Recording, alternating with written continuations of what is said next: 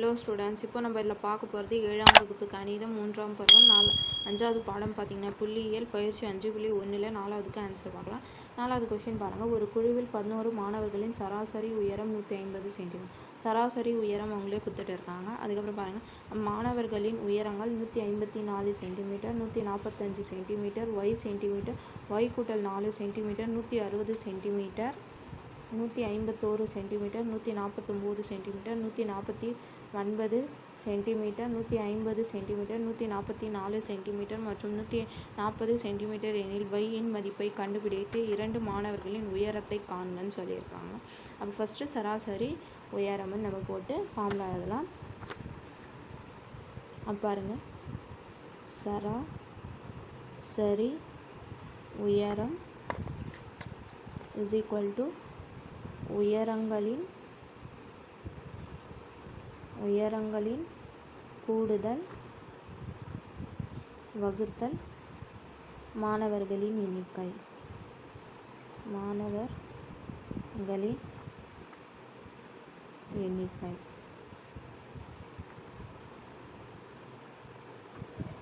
சராசரி உயரம் கொஷினில் கொடுத்துட்டு இருக்காங்களா 150, அதனால் இது 150 இஸ் ஈக்குவல் டு உயரங்களின் கூடுதல்னால் இது நம்ம எல்லாமே கூட்டணும்.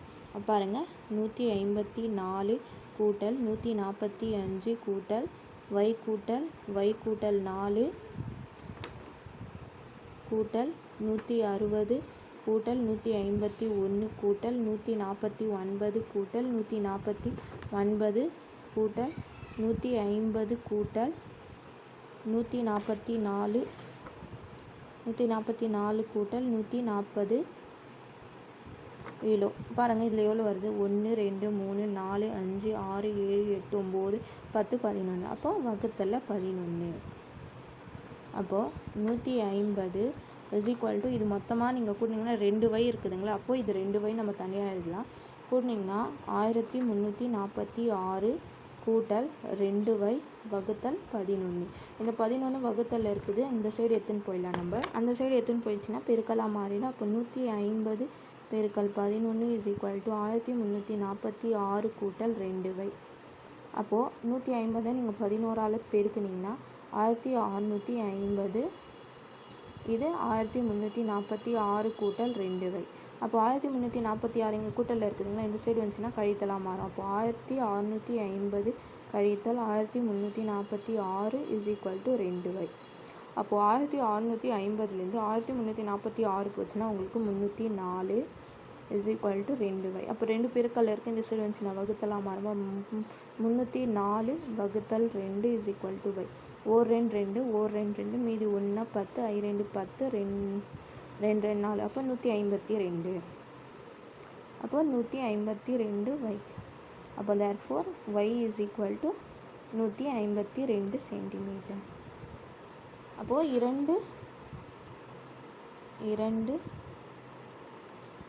மாணவர்களின்